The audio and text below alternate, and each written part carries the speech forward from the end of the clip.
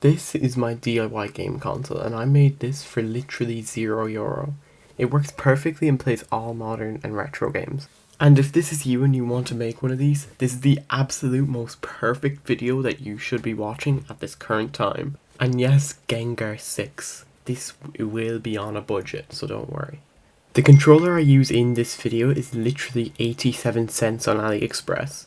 And we're going to use a phone for the actual device just because of its compact design, but you can use any old or new phone, it doesn't matter. And I know what you're thinking, do you need a €150 machine to do this like in every other of your making videos? And to that I say, no, we're not using a 3D printer in this. Well, you can, and I do, but what you can do is buy these wood sheets, they're MDF. You can literally just get a Sharpie, mark out the measurements, cut them out with a $5 saw. $5 like this, and make something really nice. Cut it all together, and there you have it. A lovely device. And you don't even need a 3D printer. Or you can get a friend's 3D printer or use JLC PCB. Now, I actually did own all of this stuff before I started the video, so it is actually $0 I spent, don't worry.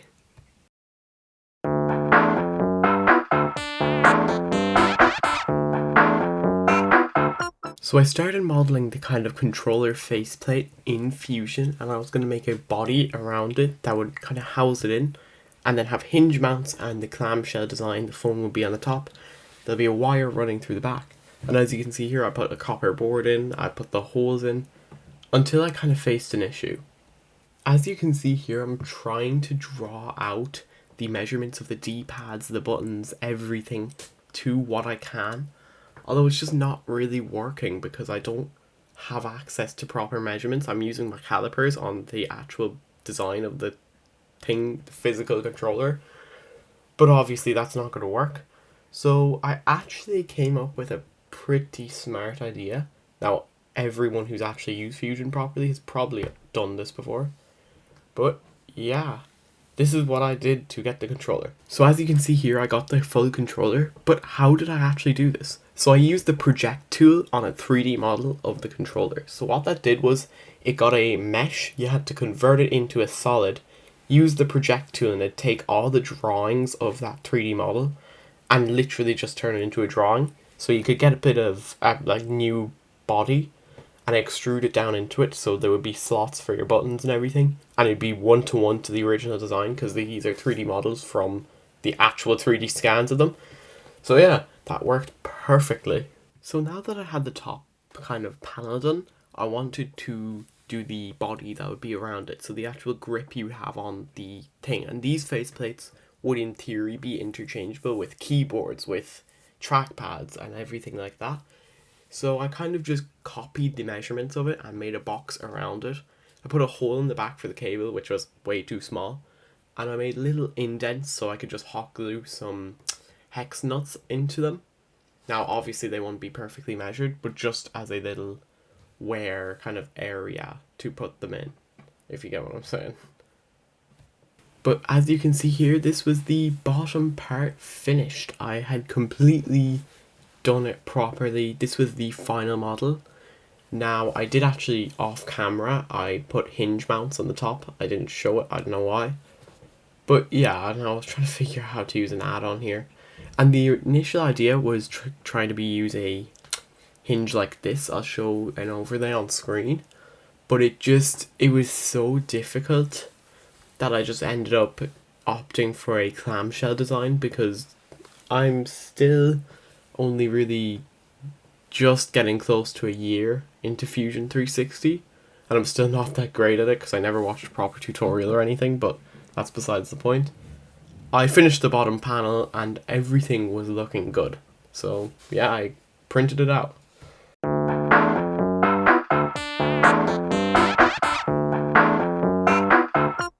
Alright, so what happened here was that I actually had recorded a huge file, but because it was so big, I think it got corrupted because I can't find it literally anywhere.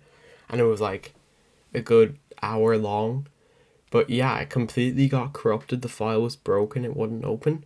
But anyway, here is a screenshot of the final model. As you can see, I just downloaded a case file off of online and extruded it with the project tool onto the top.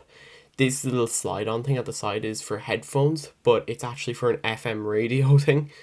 This is where the phone will lie, obviously. It's just a case indented, like I said.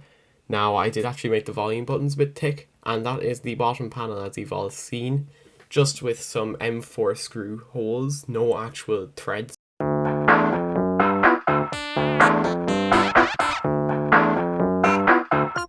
Alright, so when I was ready to print, I grabbed my SD card, popped it into my printer, turned it on, make sure it was on the right voltage. I don't know, I'm just making this audio longer. Turned it on, obviously, click print, and I waited. I had to print so many different models because it was such a big part that the printer, I had to split it down. But yeah, here's was a mid print of the frame and the top panel of the D-pad thing. But yeah, here was the final result. I put the start and select buttons in just to show. And I think it looks pretty good. So yeah, let's hope this works. And so what the idea is here, they're the L&R buttons. I'm going to wire proper buttons to them because it's just a contact pad that's typically on the SNES controller. But what I'm going to also do is put a little strip over them just so it kind of covers up what they look like. And yeah, I'm going to put those hex nuts into there. But if you have noticed, obviously it all looks fine. It looks a bit stringy. It doesn't look the greatest. The buttons aren't in properly, but there's still one thing wrong. This little hinge socket has snapped off when I tried to actually assemble it. So what I actually did was print this hinge and saw if it worked, and I actually did. I didn't think it would. But yeah, I'm going to use that into the design. I'm going to incorporate it somehow. And I'm just going to hope for the best that I will be able to get it to work. I'll have to cut this bit off. There's hot glue on it and everything. I ended up gluing it. No hinge worked.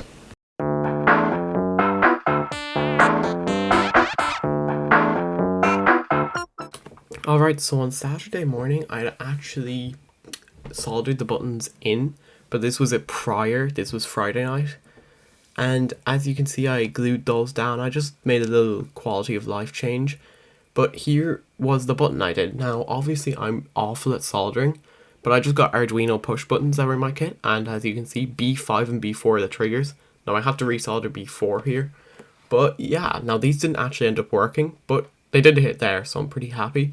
And I also glued them into the shell in a way that I can always solder them back if I'm feeling bored or something. But I'm very bad at soldering, so I probably would not do that because soldering is a pain and I'm bad. But sadly, even in the end, I had to scrap the L&R buttons because I just didn't incorporate the model for them, and it was getting really late and I was about to leave, so I just kind of had to get rid of them. But yeah, it was good enough anyway.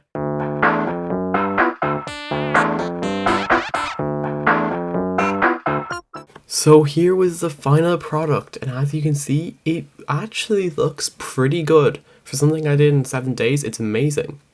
And here it is, it actually looks pretty good. Now, I own that Mario, don't worry. And here's another shot of it, and I think it looks pretty good. And here are the ranks compared to my other projects. So I gave it an accuracy of 3 just because I got removed the hinge, and the NeoDisc gets 4 because I actually was going to put a disk drive in it and a hinge, and it all kind of went wrong. But the end of it was more original to the 3D model, so I gave that 4.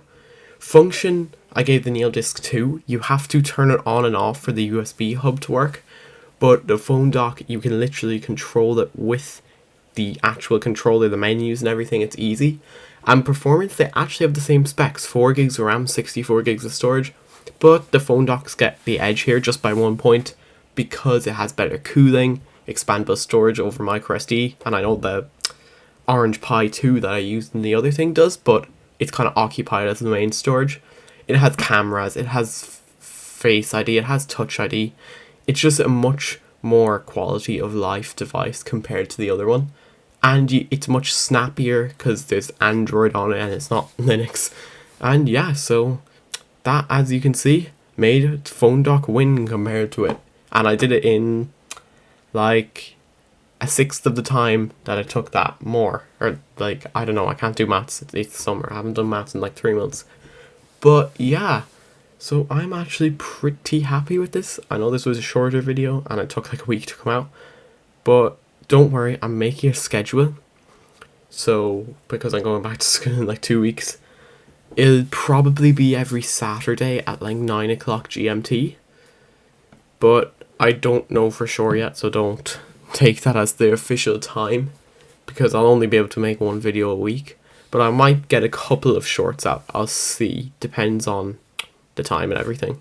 So while it doesn't look like this or any other cyber deck or game console, I did it in a week, so I'm pretty happy with it. So yeah, goodbye. You need to subscribe right now or else I hate you. Bye.